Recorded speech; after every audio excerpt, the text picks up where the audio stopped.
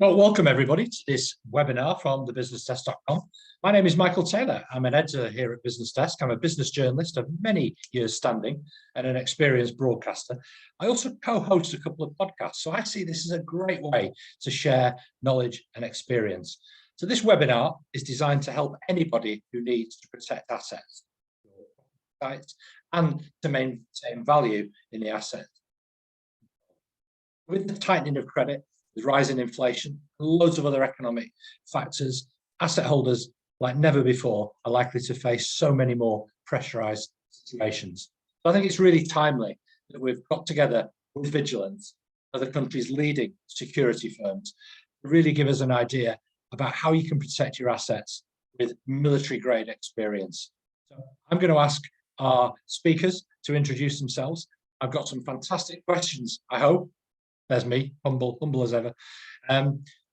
So please, let's introduce yourselves. First of all, Mark McDonald, the commercial director. Mark, how are you today? And tell us a bit about yourself. I'm very well, and good afternoon, everyone. So I'm the commercial director for Vigilance. My background previously to security was in hospitality for many years, and then made the move across to security probably 9 years ago.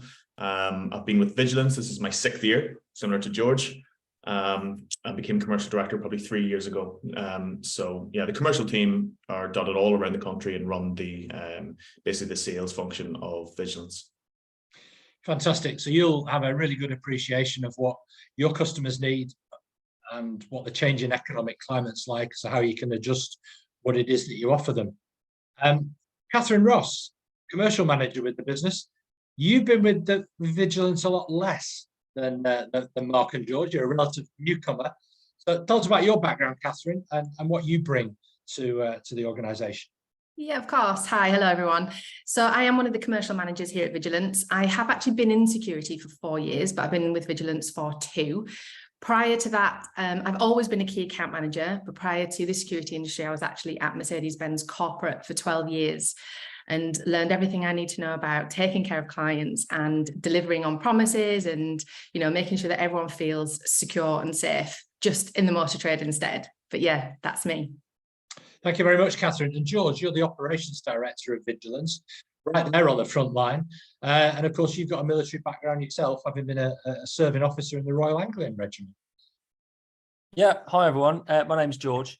I've been at the company for a very similar time to Mark. I think we arrived basically in the same week. I was made director about 3 years ago, same time as Mark was made commercial director. Prior to this, I was at Deloitte for nearly 3 years, working in their risk advisory service. So worked a lot on risk, how to mitigate it, identify risks, etc. And prior to that, like we said, I was in the army for 6 years as an infantry officer for the Royal Anglian Regiment. Fantastic. Thanks, George. I think there's going to be a lot to talk about with your experience in risk assessment and risk management and understanding the changing world we live in. So I've shared a lot of discussions recently, in the last week or so, in fact, about cyber threats. So, you know, many of us could be lulled into the thought that, you know, we're looking here today at physical threats, you know, to trespass, to theft, to fire and water threat. Have we actually become quite complacent about physical threats to business, while we've all become rather obsessed with cyber threats? Catherine, can I come to you on that one first? Yeah, of course you can. I mean, cyber is massive and it is growing. I think it can affect anyone with a phone or an internet connection. You know, you just have to look at the news today to see that cyber fraud is actually going through the roof. But as you said, we are in the physical security game, and we see firsthand the results of, you know, criminal activity when sites are not adequately secured. The cost of this type of criminal activity can actually just be as costly as cybercrime. You know, when you consider rectifying damage caused, replacing stolen goods, loss of earnings because you can't lease or sell your property, these costs can run into hundreds of thousands of pounds. So no, I don't think we've become complacent. I think that cyber has just stolen the media spotlight for a little while, but our attention here, Vigilance, is always going to be focused on mitigating physical risks to our site. Okay, I get that point, but can I just put you on this one? Is there also a cyber dimension to the work that you do, and how you can help clients protect their assets, both from the physical, you know, trespass, you know, theft, all the rest of it, but also protect yourself by having a cyber dimension to what you do and put safeguards in place, because the two can be combined. Bad guys don't differentiate themselves into one or the other. They can operate across both spheres. Yeah, I think so. I definitely think it's something that we need to, look into more and more and more as cybercrime grows, because they are going to become more intelligent and more uniformed, and using cybercrime in order to then perpetrate physical crime is only going to grow as well as cybercrime does.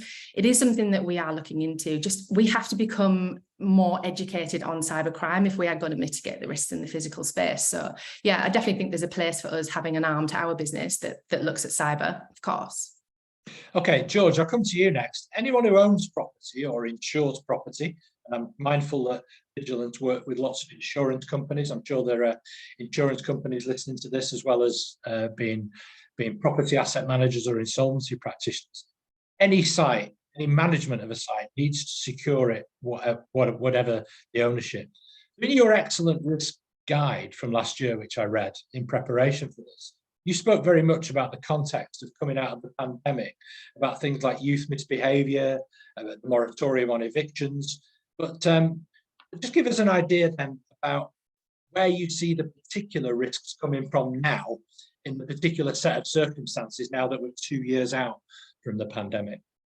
So we like to try and identify trends so that we can sort of preempt any risks that might crystallise. So going back during the pandemic, obviously, unfortunately, when schools and businesses were closed, we found that there was a big spike in trespass, particularly children of sort of teenage years that would otherwise have been at school. They're then jumping the fences and sadly throwing stones through windows, etc. So we found a big spike in sort of antisocial behaviour and petty crime.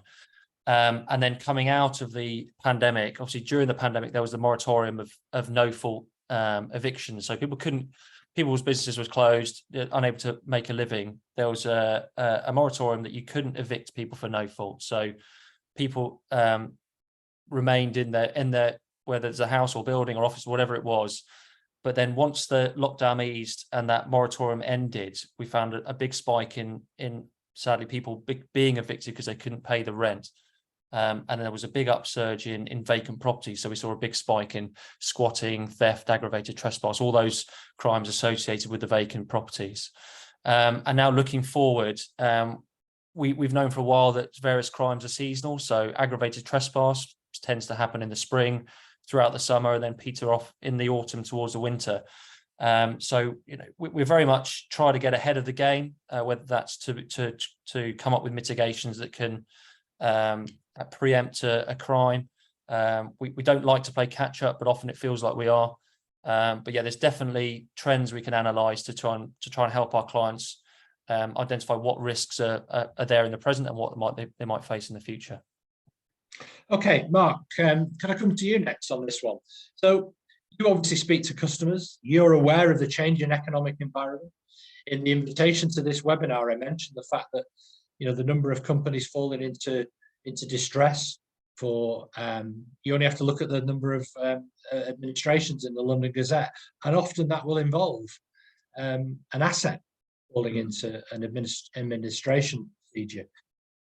Give us a sense what customers are looking for from you in your many conversations with customers potentially of Vigilance, and what you hear from the insurance industry, which is obviously a huge part of your portfolio. Yeah, absolutely. I mean, at the very base of what we do, or any vacant property security company, is very much led by insurance. So for any of our clients, we must ensure that at the first point of call, the insurance cover is maintained at a bare minimum. And then it really depends on the appetite of risk or the cost constraints with that particular client, depending on what measures they will put in, moving forward. So whenever we conduct our risk assessment, we'll always look at the broad brush of the whole site, the area, the perimeter, the property, the size of it, and trying to identify as many risks as we can, how best to mitigate that. That will then just naturally get stripped back depending on, those factors that I mentioned with the client. So really at the minute, the biggest things we're seeing, certainly for a large vacant property, is that aggravated trespass. So where, large numbers of people and vehicles are coming into vacant properties with the real sort of intent to strip out metal, because the cost of metal is quite high at the minute. Fly tip, really create quite a lot of damage. Not only that, that's probably the biggest at the minute, certainly, like George alluded to, spring and summer, but you still got the general risks of squatting as well, which can be almost more difficult to remove. So we've got fantastic measures in place with our core products and some of our partners to deal with aggravated trespass. But certainly whenever squatters enter properties, if we don't have any of our mitigations in place, like our security and residence service, it's very, very difficult, and it's a more of a long drawn out process and can almost be more expensive. So that's still one of the highest risks, along with aggravated trespass. Okay, that's really interesting insights there from all of you. Just give us an idea about what it is that you work with other professionals, both with insolvency practitioners and potentially solicitors, because you mentioned with that you effectively have to enforce the law and make sure that you get everything right. You have to make sure that the language that you use is right.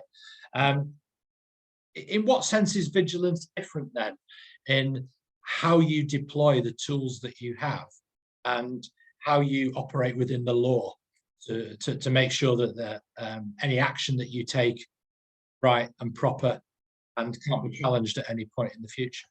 Well, interestingly, the people that are doing this are very aware of the law, and almost more so than the police. So I suppose this comes with experience and learning and failing forward perhaps over the sort of many years. But I really feel like we're at a stage now, and George will probably attest to this, that through the conversations we've had with the different police forces throughout the country, we're sort of leading them. And one of the biggest key benefits of us attending any of these incidents is our management are there and will see this through for the client. So it's almost that peace of mind that actually we have the correct lingo to be able to deal with this with the forces, and almost letting them know the powers that they have to be able to remove trespassers or people sort of getting up to this kind of thing. Quite often the police just don't realize what they have, or certainly they're very, very scared of it. So yeah, that experience that we have and the questions and the kind of lingo that we can use that's been developed. I mean, George, you maybe want to touch on this too, but certainly a large part of his team, our control room, that are the first people that deal with this. Whenever we see something, whenever the guards on site have escalated to us, that's whenever everything starts, and there's a long process eventually with one of our sort of management coming to site and dealing with that through. But maybe George, you want to touch on that? Yeah, I mean, sadly, we find that when police attend, that we know exactly how stretched their resources are. I mean, they're stretched so thin now that they can barely, sometimes they even struggle to get a response. So it's really important that we can be there to sort of guide the police in what they can do. So we can show them the evidence of break-in, we can show them the evidence of assault and that sort of thing. So we really need to be there as the police arrive, just to sort of lead them and say, look, this is the power you can do. This has happened. We really need you to act on this because otherwise it can escalate much, much further. And it's often, sadly, that we're not police. We can't enforce the law. So all we can do is try and set the police up for success as best we can by sort of showing them what they can do. And George, obviously, you've been involved in situations, and we'll come on to some real life scenarios that we can maybe share with the people on the webinar later, and you can give your experience of them in a moment.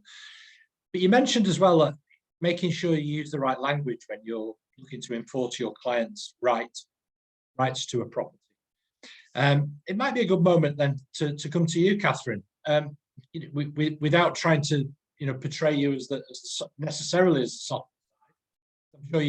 I'm sure all the skills that you've got in your armor. What is it that you bring? I think I remember reading when you first joined Vigilance, you did say that you bring something very different. It is a very male-dominated profession, security. So we've spoken about some of the risks, and as I said, it's fair to say it's a male-dominated profession. But what have you found since you joined Vigilance about what you, particular, Catherine, have been able to bring to situations, and what a female voice often brings to these situations? Yeah, of course. I mean, firstly, I want to make out that I do think that things are changing in this sector. I certainly see more and more women looking to security as a career choice, which, historically, I'd never really seen much of that, whatever guise that might be in. And I think that's great. You know, Vigilance does take equality seriously, and we have worked hard in making sure that we show this security in a female positive light. What I've been able to do is bring some female networking groups to Vigilance. You know, for example, Women in Property. It's a wonderful community of women made up of loads of different sectors: insolvency, property management, construction, education. And I think what that's allowed me to do is to create some key relationships that maybe we might not have been able to do before. You know, there's another female networking group that's having a large networking event with property industry leaders who are female, and we are going to sponsor that. I think any kind of small addition that we can make to focusing on women in security is going to balance out that gender equality across the board. And I think it benefits everyone in the end. You know, security is becoming less male dominated. And by that, I think we can attract partnerships of companies that might not want to operate in an all male space. You know, different personalities, different biases. Some people don't want to walk into a room that is 99% men because it can be quite intimidating. And I'm sure those roles are reversed as well. But I think just having someone who understands that and can form relationships and key partnerships who understands that will benefit Vigilance in the end, I think. Fantastic. So I really get the sense there that you've benefited from the real success that has been women in property. And you know, we've certainly facilitated lots of those conversations, and hopefully we can return to that in the future. That's been a really positive development. One of the key things that you guys do is give your clients peace of mind. Yeah, that they can go to sleep at night knowing that their sites are being looked after. That if there are any problems, that you can look after them. That you know what you're doing. Maybe each of you could give me a sense about how it is that you give your clients, be they an insolvency practitioner, a lawyer, a property owner, manager, whoever it is, how do you give them that comfort that you're able to protect the value that they've got in their assets that they own? Can I come to you first, Mark? Yeah, I suppose really it's giving them the due diligence that they require. So quite often people will speak to somebody higher. That might be a lender, it might be a fund, it might be a landlord. So really, you know, the person responsible for managing that property should be instructing a legitimate security company to come and provide that peace of mind and that due diligence for them. So, you know, a company that's going to look at all the risks, identify everything, and how best you can mitigate those risks. So obviously you can't promise anybody 100% that nothing will go wrong, because there'll always be a way and a know-how to try and get past it. But I think, you know, having developed our service over the years, which really is a blend of everything, you know, I think insurers certainly are looking for that blended solution with manpower, with technology, with alarm systems, with perimeter security. And what we've been able to do is create something that actually is cost effective, and probably I don't think there's anybody else in the market that can compete with our cost to supply all of those things that I just mentioned. You know, quite often, if you put manpower in place, it's going to be extra then to have your technology, or whether that's towers or cameras or alarm systems, and the costs can get out of control very, very quickly. So we've been very lucky, and we've you know, founded this thing in security and residence that has these, you know, blended solutions that can bolt onto it, and from a business point of view, obviously helps, you know, helps generate extra revenue from different services that you have, which means maybe some net profit differences. But no, it's really that due diligence that they can sleep at night and go, actually, I know everything's looked after. You know, the responsibility is on me, but if it's instructed this company, everything's going to be looked after, and they know what they're doing. So George, from an operations point of view, I think there is a sense that, you know, CCTVs everywhere. It captures everything. We can see everything. But actually, operationally, boots on the ground and human contact between clients, but also, you know, anybody that you might be involved in a conflict situation on a site, suddenly becomes hugely important. Give us an idea about how important the kind of human relationships are in providing comfort to clients, rather than just relying on, you know, CCTV and imaging and all the rest of it. Because I think there is a sense that it's all captured on camera, we'll be fine. Yeah, I completely agree. I mean, technology is great and it's always going to improve, but it's never in our lifetime it's going to replace the actual person on the ground. You say the boots on the ground. I think that we've learned a lot over the last decade and a half that we've been operating, and sort of the last 5-6 years at myself and Mark have been in, we've learned them, and we've adapted those processes. We've got our control room at 24 hours. They're in constant communication with our staff on the sites. So if there's any issues, they've got someone to reach out to. They've got someone who can take control and manage the stakeholders. Send that initial notification to the customer to say, look, something's happened at your assignment. We're dealing with it. We'll let you know any further details. So that comfort that the processes work. We've tried and tested. We've got people to look after. People, not technology, to look after your assignment and take those decisions and follow the processes that work. And the boots on the ground within the building makes a huge difference when it comes to issues like squatting, issues like trespass, because there's a massive difference when a property is vacant and when a property is occupied, and that's one of the key points of our security and residence, is that it's no longer a vacant property. So there's a whole different scenario when the police attend. We've got that extra bit in our arsenal to help police be successful in resolving that situation quickly and effectively. Thank you, Jake. Sorry, just to pitch in there, rightly so, George, in your report, the different types of security are detective, which is technology. So it will detect something, but it won't actually prevent anything. So you can have the most fancy alarm system that money can buy, protecting your asset, but actually, as George alluded to as well, the police being so under-resourced. Some things just money can't buy, and some things are priceless. And certainly with some of our sort of more high net worth clients, to lose something, or to have a still image of somebody's face and going, that's the guy or the girl, that's the clothes they're wearing, that's the trainers, the CSI comes in, but actually to get justice is so few and far between now. So to have a physical presence there will go a long more way to prevent something rather than just detect. So tell us a little bit about the security and residence elements of it. And surely, playing devil's advocate for a moment, that must put the costs up. But I guess that's the risk that a potential client has to weigh up, right? Well, if I can take that, actually, security and residence is I think a lot of people don't understand this, but it is actually cheaper per month than a 24/7 man guard. So, and again, traditionally, if an insurer says I need a man presence on site, people would naturally look towards that of a man guard or a dog handler, which is only going to get more and more expensive with minimum wage rises and this kind of standards and quality that the accreditations need and want. So you may take, for example, a security guard costing anywhere between £12,000 and £13,000 a month, a dog handler possibly just more than that. Whereas two security and residence officers who are living on site in occupation, which goes a long way to mitigate that of squatting, that's going to be under £10,000 a month, right? Which is very unique in the industry. The guys are living on site; they're living there sort of rent free, I suppose. But that allows you then, it gives you some room to wiggle with, to put in your alarm systems, put in your technology, your barriers. So really to have everything and that robust solution in place for the same price as one man guard, that's really our USP. Ah, fascinating. That's really important insight. I would have assumed that would be more expensive. So that's been very useful for you to clear that one up. So, Mark, if I could come to you on this point as well.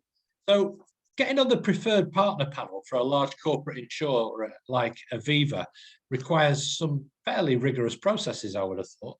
Can you talk us through what you had to go through to get that accreditation and that level of trust to be on their framework?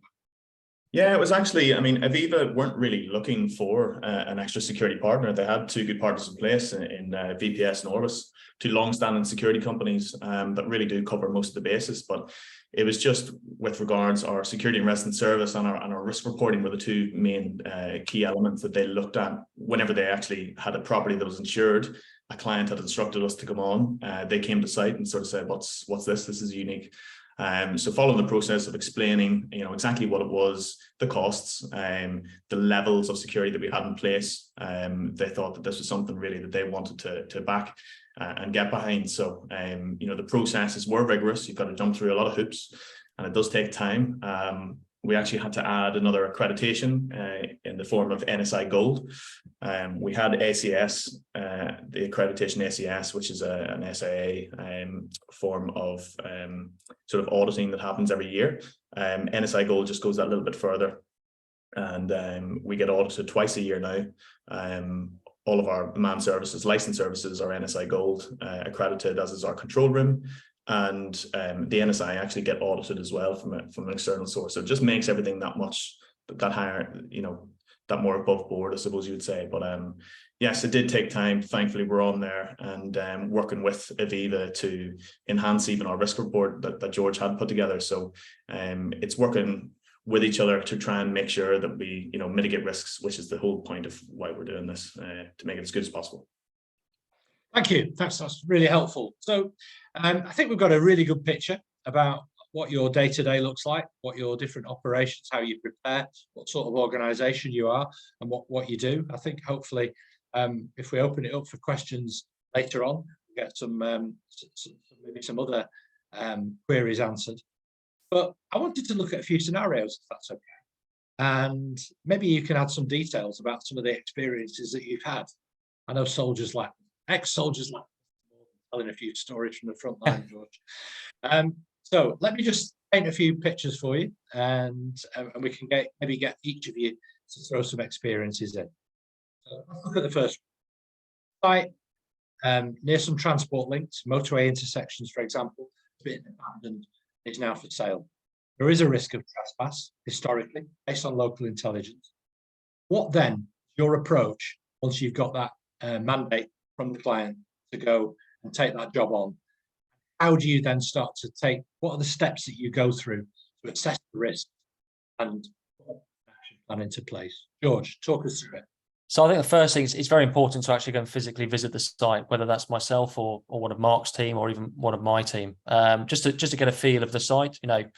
Some things you just can't tell from a brochure. So you've got to go and actually get to the site, walk around. Is the fence robust? Is there a gate? What are the doors like on the building? Can someone put a boot through? Are there windows at ground level?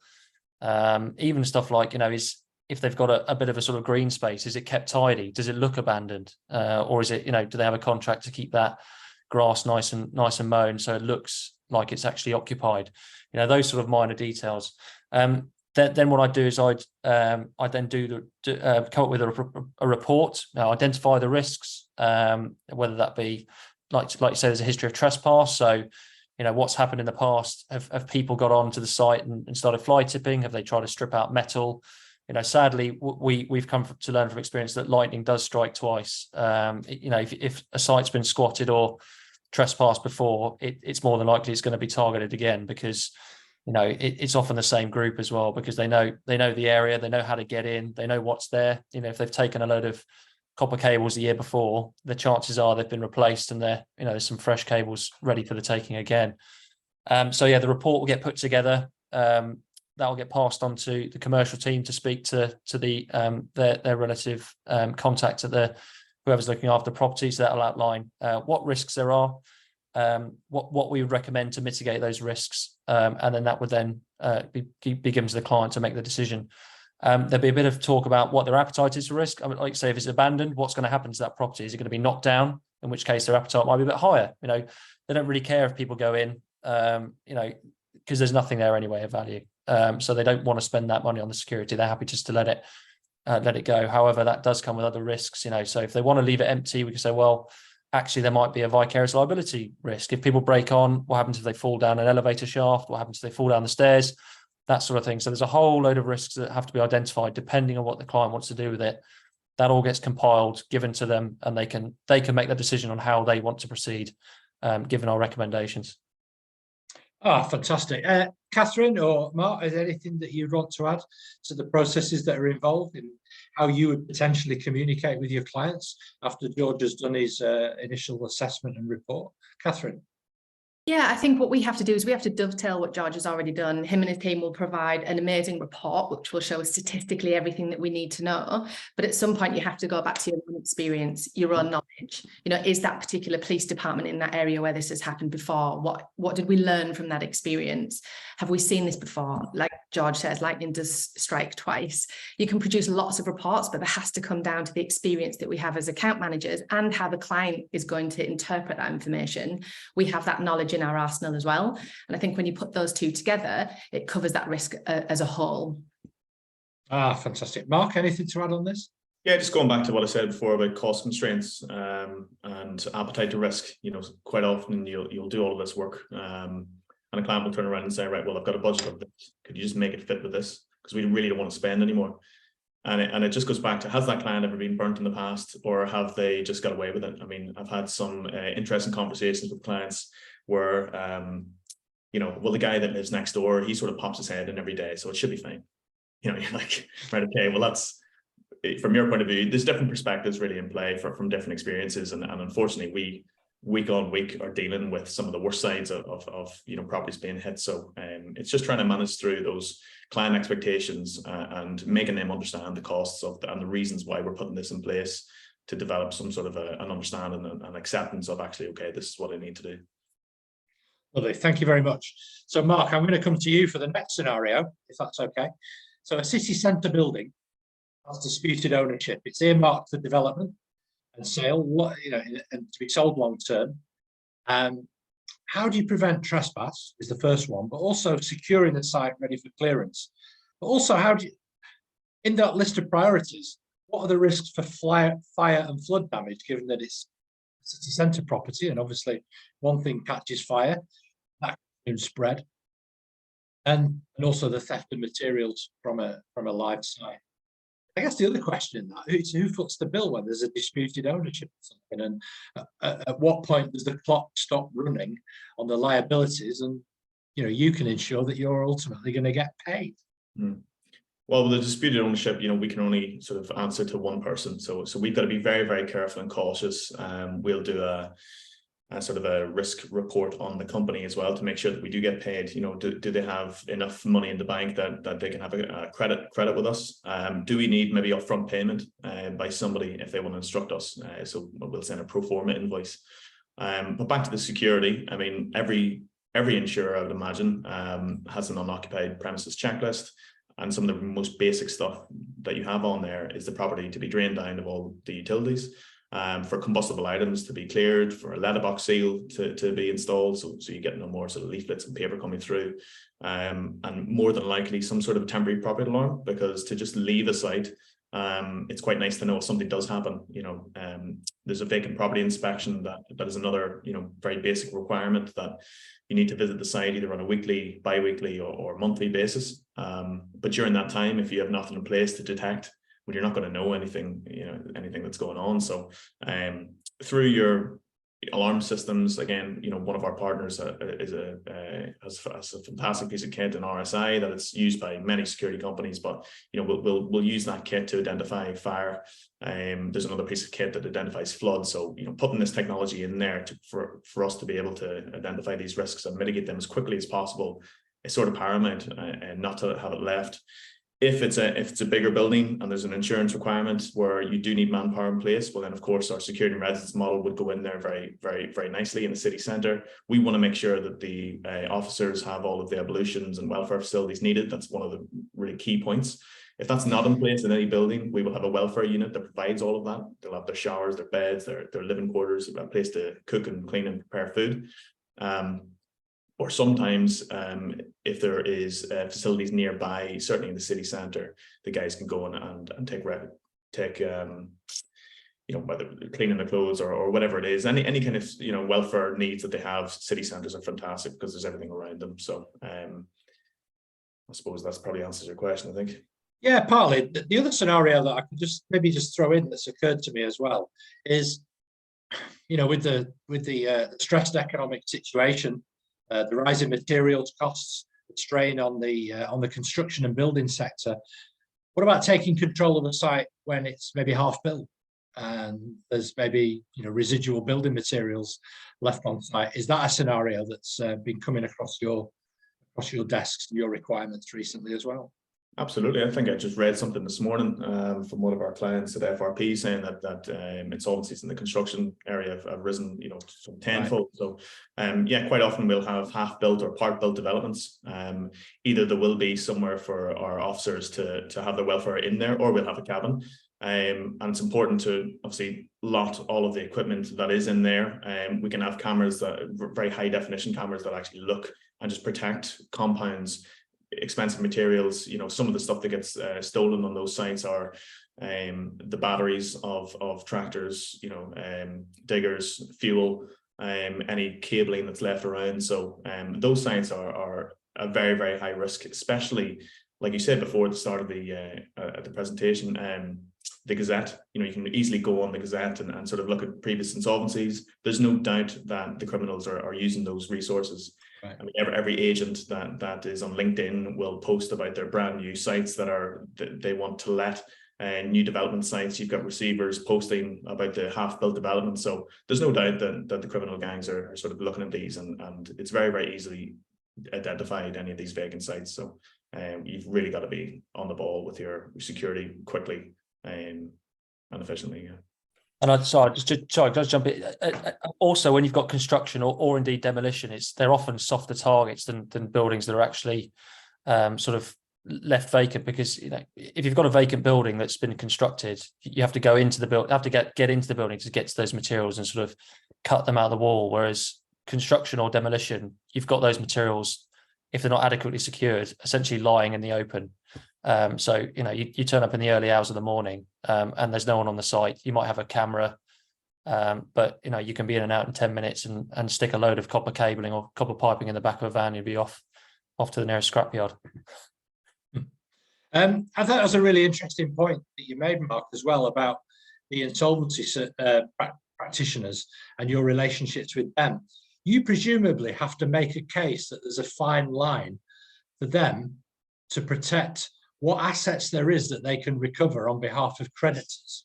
Mm-hmm. And building materials, at a time of asset prices climbing up, from everything from sand and cement to raw materials like copper piping and everything else that you've mentioned on this. You have to make a case that it's worth investing in us.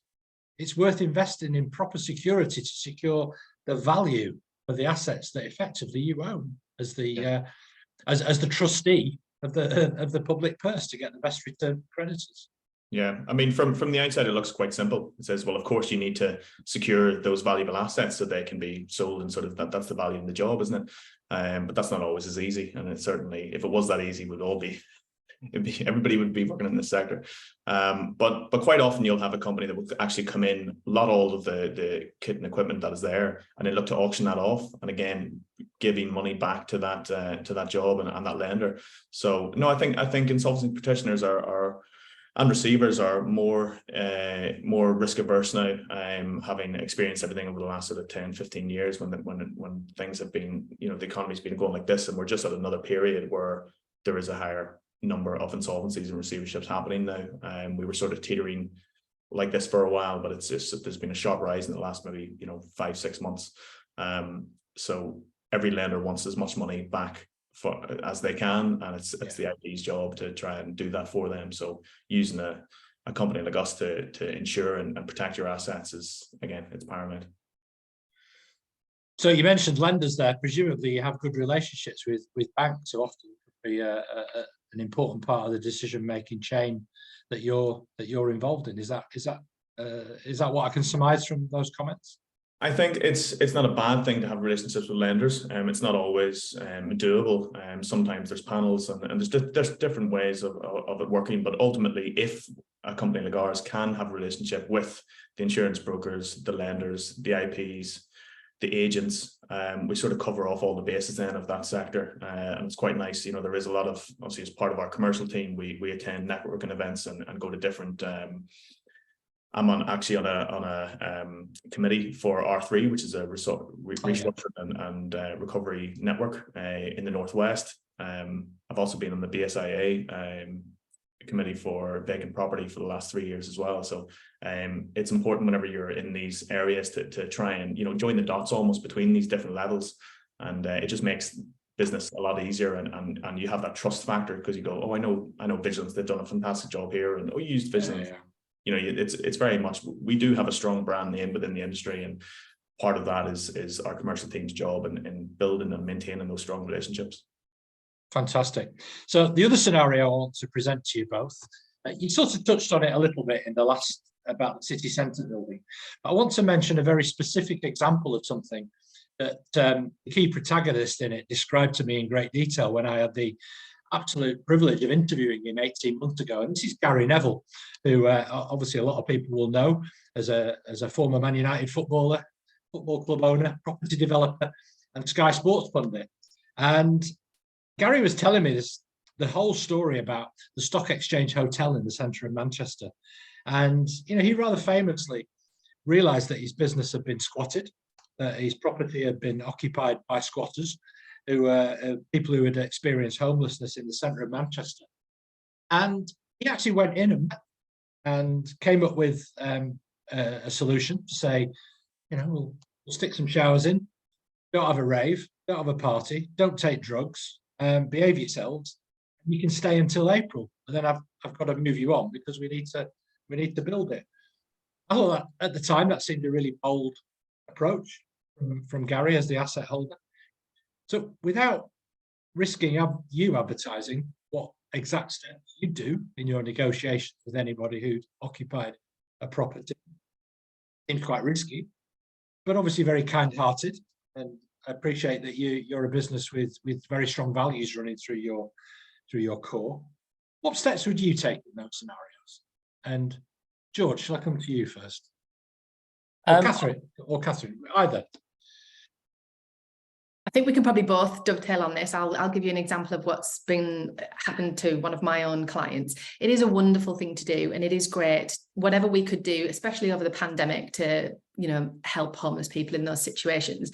But it goes a lot deeper than that. You're putting a very mixed bag of people in a very small space together, and you have people who are homeless for whatever reasons. You have certain people who might not be mentally well. You have drug users, for example. In my particular instance, we had a hotel in Surrey, which had done this, and they had invited homeless, but unfortunately the end client didn't want to put the security in place prior to that happening, or come to someone like George and ask for some kind of risk assessment. And unfortunately, 2 people were murdered. One of the buildings was set on fire. It was an absolute disaster. And this is where we were called in to try and keep the site secure, get everything sorted from that point. But it was very much a, horse-bolted situation. I think George will talk a little bit more about what they could have done better prior to that. But it is a very real thing that happens. It was wonderful being kind-hearted and doing these situations, but we just have to do it right and responsibly. But I'll let George take over from there. Yeah, I think what Gary Neville did was really, commendable. Trying to get people off the street, particularly during the pandemic, was a great thing to do.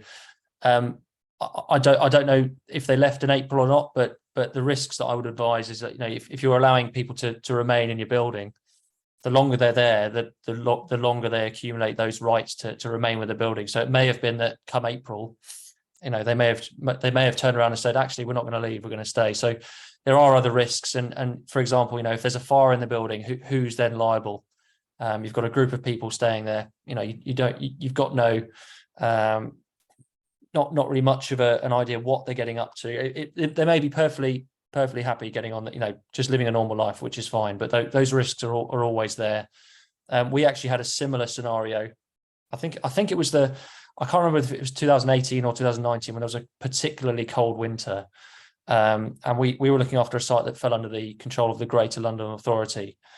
And they decided that any building that had capacity, they would have rough sleepers so that they wouldn't come to harm on the streets.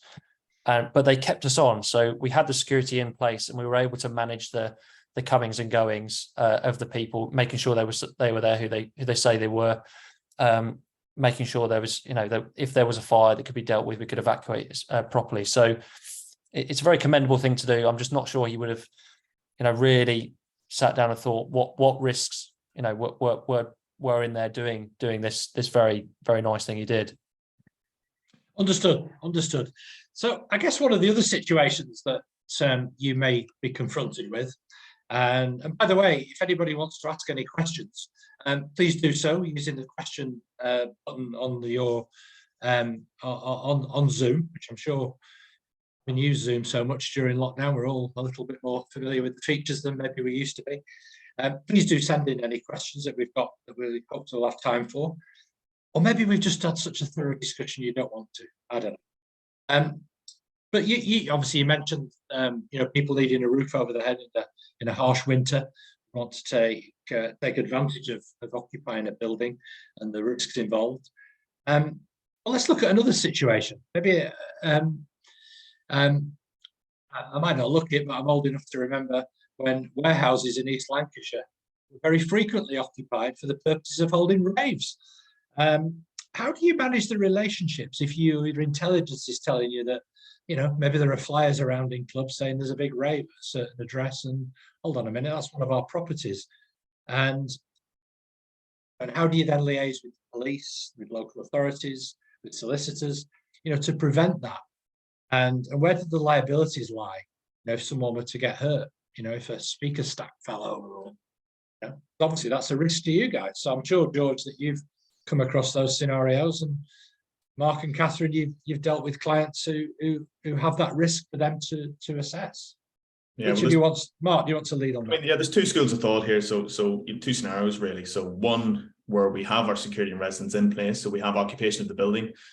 So really, you know, if a squat rave was going to happen, I mean, it just couldn't take place because we can show there's occupation. We can show that the personal belongings and the bedrooms and the living areas of our guys. So that's one of the, you know, the real key benefits of our core service.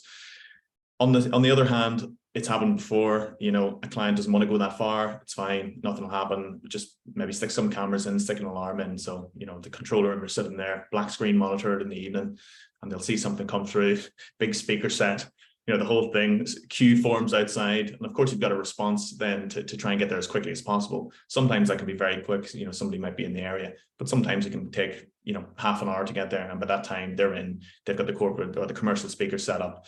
And that's one of the things, obviously, that does constitute a rave rather than a squat, is those sort of commercial speaker systems. So again, from our understanding, liaising with the police, trying to get people on site, you know, and understanding that this is a squat rave, it's not just a squat, because the police, again, have different powers to help us. The identification through the camera technology that we have, identifying that's the person. If we can actually see a face and see them carrying it in, well, there you go, that's the person that has done this. But really, it just goes back to, if you use our service in the first instance, and if we can get in there, these are the kind of risks that we can mitigate, you know, right off the bat. It is more expensive than technology and cameras, but it's still less expensive than that sort of traditional man guard and dog handling sort of scenario that a lot of people still do go to, which there is still a need. We still have man guarding, we have dog handling, we have possibly, you know, all of the above that any of the surveyors and asset managers, property managers would use. It's just these differentiators in the industry that really, you know, mitigate the kind of risks like this. Fantastic. So my next two questions, sorry, George or Catherine, is there anything that you want to add to the points Mark's made? In terms of the liability, I mean, the liability sadly lines with whoever's responsible for the property. So there could be a rave. You could have tried to get the people out, but let's say, for example, you know, the building isn't that safe and someone falls down the stairs or you know, through it down, uses a lift and gets stuck, or they, you know, there's a fire, you know, people using commercial equipment, plugging it into sockets that get overloaded, etc. There might be fire. Unfortunately, the liability lies with whoever's responsible for the building, because it's, you know, it's up to you to make sure it's safe. If obviously if you've taken measures to prevent people getting in, there may be some mitigation, but overall responsibility is that whoever's responsible for the building. Yeah, just to add to that as well, I think it's really important that we have really good liaison. Our contact centre has excellent relationships with the police, particularly the London Met Police. I had a rave turn up on one of my sites the other week, and because the control room was so educated on the fact that where the notice had to be placed, how quick that happened, was it a commercial speaker, wasn't it? Understanding the terminology and everything involved in removing squat raves, us having that knowledge and having that relationship with the London Met Police had that situation resolved far quicker than it would have been before. So it's an education piece as well. Cool. And have they got the resources to be able to go and swoop on that like they used to do? I'm not admitting any liability or responsibility, by the way. I am merely aware of the fact these things happened. What can the police do? Do they have the resources? They do have the resources. I think, it depends. Ultimately, they're not going to turn up 3 vans full of police if we don't have all of our ducks in a row. That means that they can enforce the notice that they believe that they can. So we have to provide that evidence. In this particular instance, it was the King's coronation weekend, so we were a little dubious as to how many police were on the ground, but they've turned up. They've given, you know, we did the best that we could in that situation. The police were initially quite helpful for us. So you have to take each individual instance on its own merit, I think, and where they are in the country. And also, just to add there, we can actually provide that resource that police need. So if police need bodies, if there's only 2 police officers there to keep the peace, we can add those additional officers, whether that's K9 units or man guards. Not very often you will have just manpower just sitting on shelves waiting to be deployed, but again, through some of our existing jobs or partner network, we can gather those that manpower relatively quickly.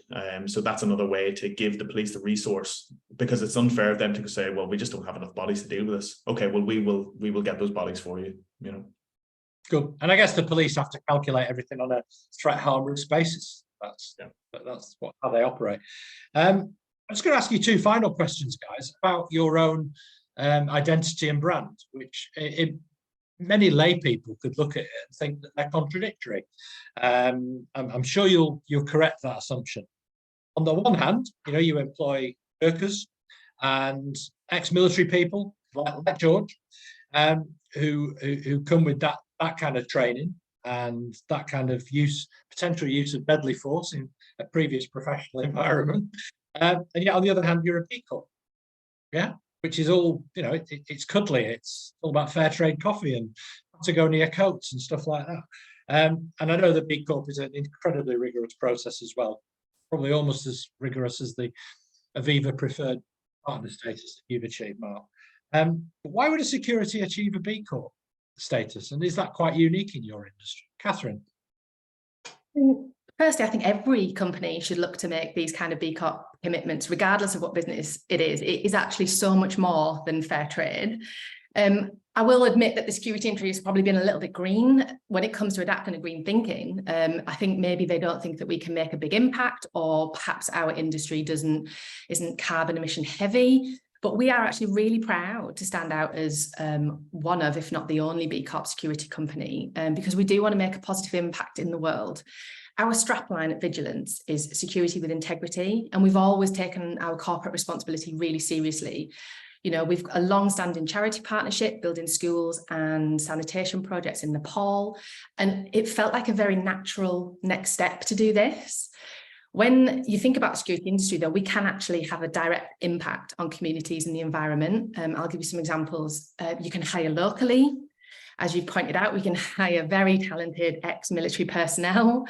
You can swap out combustion engines for electric vehicles, even down to recycling our uniforms and making sure they're not in landfill, taking them to textile banks, and looking at where we can reduce our carbon footprint in tech.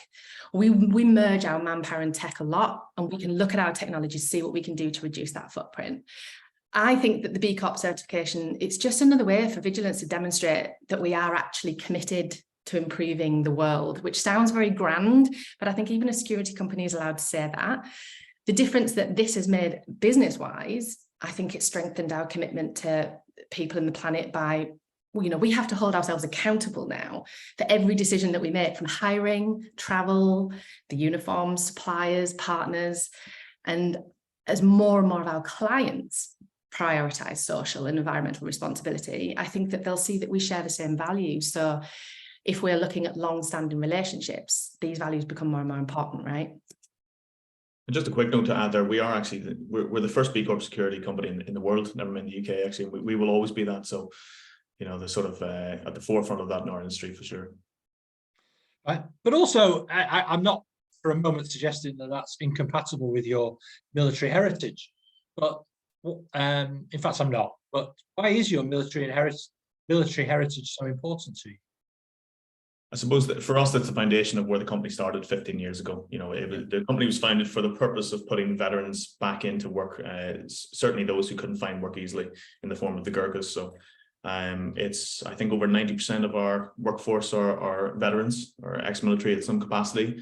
Probably more than that are connected through family connections, or we've got a lot of sons of Gurkhas and different things. So it's a huge part of our ethos. It builds our security principles. Even throughout our security report, we've got those military principles in our reporting. And I think George, probably it's one for you to talk about, but we're extremely proud of our ERS Gold Scheme Award, which George led the charge on that, and we've had that a few years now. So Go ahead, George. Yeah, so prior to Vigilance, when I was at Deloitte, I helped with their report. I think it's called Veterans Work Report, which was quite a big piece of work that really looked into no longer the anecdotal, but the real analytical value of bringing a veteran into your workforce. And then having left Deloitte and come to Vigilance, I really wanted to drive forward that mentality that veterans can bring so much more than just someone that can shine their shoes and bark orders. And getting the employer recognition scheme gold was fantastic, and I think I'm now starting to help other companies to achieve that as well. And it's great to sort of showcase how much added value veterans can bring to any business. The soft skills, the motivation, the dedication, the pride, the loyalty, all these things that veterans can bring. And it goes through, like Mark said, that even bringing military doctrine into how we get those processes in place. So how we secure a site is based on the principles of defence, for example. I don't want to get too technical, but and too boring. But the military runs right the way through the whole company, and and especially the sort of the ethos that the company shows. Fantastic. So we've had a real treat there. I think George, Mark, Catherine, you've all really shared some incredible insights about the nature of your business, both operationally and also looking to the future. I think you've given some really important insights into how you relate to your clients and some of the scenarios that you must come across and that you're prepared for. Is there any final word that you want to share with us before we run out of time and press this? Any of you? I could just think it's I sort of go on about this all the time, but just certainly to have all your ducks in a row. Everybody thinks about all the other necessary parts of their job, whether it's IPs or receivers or property managers. Sometimes security gets left that last moment. Who did we use last time? They're not very good, but we'll use them anyway. If you got that person's card that but really to have a legitimate, because there's many of us out there, but the really highly accredited legitimate companies, and certainly with regards to us using what we do best, we're more than happy to work with clients that have security partners in place. We don't want to disturb any relationships. We're not saying we want all the business, but certainly to use us for what we do best and our unique service proposition in the industry can really go a long way to helping your costs and securing up your assets. Yeah, security is a very difficult industry to be in because no one wants to spend money on security. It's like I don't want to offend any insurers that might be on the webinar, but no one wants to spend money on car insurance. It's something you have to have and something you need. So when you're looking at spending money on security, you want to get that whole package. How not just they're going to provide a guard. It's how are they going to manage it? What are they going to do? How are they going to report to me? What happens if something goes wrong? You really want something, the whole package, rather than just, there's someone in a high-vis vest with a pair of shiny boots. Fantastic. So I think you've really given a good indication about what you're all about, and I don't think for a moment that anybody would emerge from this conversation and think that that's all you've got. So thank you, Mark, George, and Catherine, for all your observations and your insights on this webinar today. And I hope you've enjoyed it. And to all the people who've been listening, whether you're listening live or you're listening to a recording of this in an as live scenario, thank you very much. I'm Michael Taylor, the editor of Business Desk. It's been my great pleasure to host this webinar here today. I also thank Quest Media for letting us have this radio. Thank you very much, and I'll see you all again soon.